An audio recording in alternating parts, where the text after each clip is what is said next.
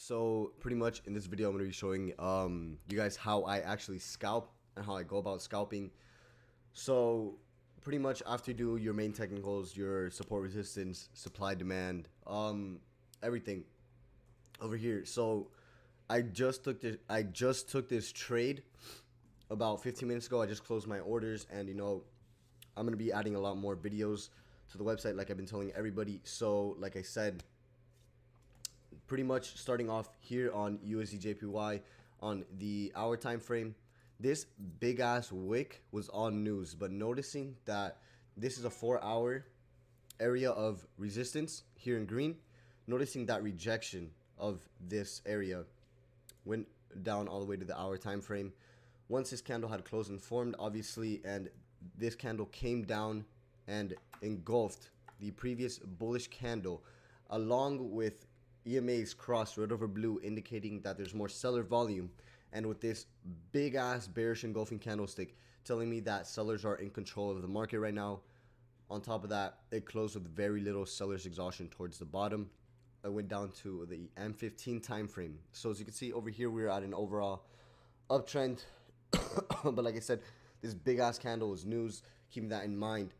So right when the market broke this area of support right here, let me just get rid of these. Right when the market broke this area of support right here, waited for the retest. So that's exactly what happened. The market came back up, retested, and I believe I had my first sell order after this bearish engulfing candlestick right here.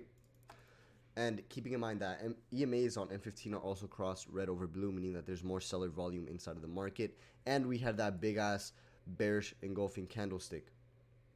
So as you can see here, we had a little counter trend with buyer's exhaustion, buyer's exhaustion, buyer's exhaustion. And then when sellers came back into the market, this first bearish engulfing candlestick closed with no wick towards the bottom, meaning that there is strong seller volume in that candle, along with this second bearish engulfing candlestick. So that's when I had my first order, I believe.